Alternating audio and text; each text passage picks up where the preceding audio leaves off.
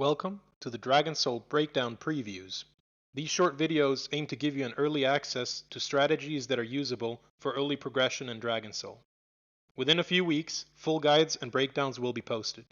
For this particular guide, I'll give you a brief overview of the Warlord Zon'ozz 10-man heroic encounter. During this guide, I'm going to cover the entire fight and emphasize 4 critical mechanics. The fight consists of 2 alternating phases. The first phase is referenced as the ping pong phase, and the second one as the black phase.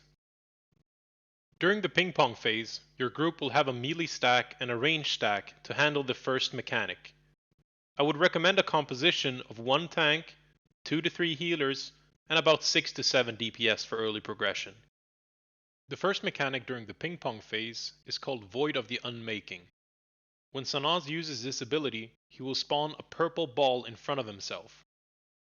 This ball will travel straight until it comes in contact with a player or the wall. If it hits the wall, you should expect a wipe, so make sure that it doesn't. What you will do here is to have the ranged group stack up and touch the ball in its projected path. When the ball comes in contact with the ranged group, it will reverse its direction, moving back towards the boss. And when this happens, the melee stack will intercept the ball, thus sending it backwards towards the ranged group. This pattern is going to repeat itself for the entirety of phase 1, hence the name ping pong phase. So what happens when the ball touches a player? Well, the first aspect of intercepting the ball will be that it deals high damage split between all players in a small radius. This aspect emphasizes the need of having an evenly split group between melee and range stacks so that the damage is bearable. The second aspect is that the ball becomes buffed with Void Diffusion, causing the next bounce to deal 20% more damage, and this stacks indefinitely.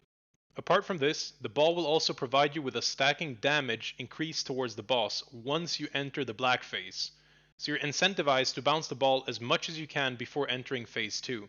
Generally, I would recommend the group to bounce the ball 7 times before moving on to phase 2.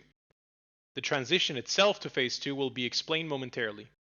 Now that we've covered the main mechanics of the ping pong phase, being how to handle the ball and what effects of bouncing the ball are, we'll move into the second critical mechanic of this phase. This mechanic is called Psychic Drain. So, simply put, Psychic Drain is a long frontal cone ability which drains health from all targets hit. You want to avoid your raid being hit by this, so make sure that the tank turns the boss away from the group after he has spawned the ball at the start of the ping pong phase. The final mechanic of the ping pong phase is called Disrupting Shadows. This mechanic spices up your ball bouncing a bit by placing a dispellable debuff on 3 players for 10 man. The dot deals heavy ticking damage every 2 seconds, so dispelling this quickly is very important. Once the buff is dispelled, it will knock back yourself and any allies within 10 yards while dealing high damage. The goal will be to quickly dispel the player with the debuff, but you still want enough players to survive soaking an incoming bounce from the ball.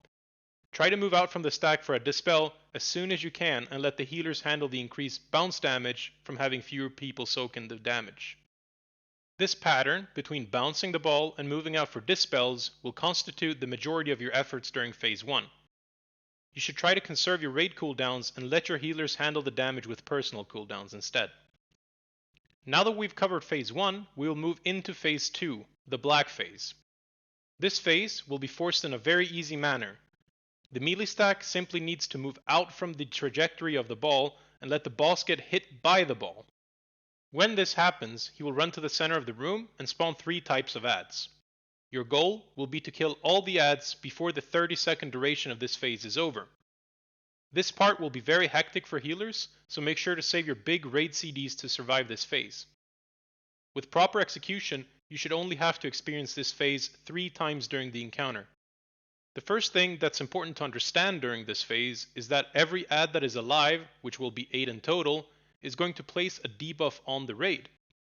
This debuff will deal ticking damage, which is amplified by the amount of stacks. Once an add is killed, you lose a stack of your debuff, so killing adds quickly will be key to survive here. Since the adds have static spawn locations, I recommend placing raid markers according to this guide to help your group prepare. So, zon'oz is going to spawn 3 add types, which are referenced to as claws, flails, and eye adds. The claw add will spawn on the north side of the arena on the star marker. This ad will be picked up by the tank together with zon'oz. If it's left untanked, the claw will wipe the raid. The two flail ads will spawn on the northeast and northwest side of the arena, on the triangle and diamond markers respectively. These ads deal AoE damage and knockback in close proximity, so they should be handled by designated range DPS. These ads are low HP, so they should be prioritized by 1 to 2 range DPS per side to quickly reduce the raid-wide damage from the debuff. The 5 eye ads will spawn in a semicircle on the west side of the arena. These ads deal randomly targeted moderate damage, so they should be your second priority in kill order due to them only having 700k HP. Once the timer is up, you will go back into the ping pong phase and repeat the cycle. An important addition to this phase on the second time around compared to the first is that zon'oz will now take increased damage, scaling dependently on how many times you bounce the ball the first time. You should make sure to monitor his debuff duration and never let it expire, since it will stack for each time he is hit by the ball. My recommendation would be to do 7 bounces or fewer depending on the timer of the debuff, ensuring that it never resets. Once you reach the third black phase, you can bloodlust and ignore the ads if zon'oz is in kill range, as he will be taking very heavy damage from the stacking debuff caused by the previous bounces. Thank you all for watching. I'll be posting a couple of previews during the PTR period to get you started in this raid tier. Once we reach launch, full detailed guides will be posted, so make sure to subscribe so that you don't miss any content. See you next time.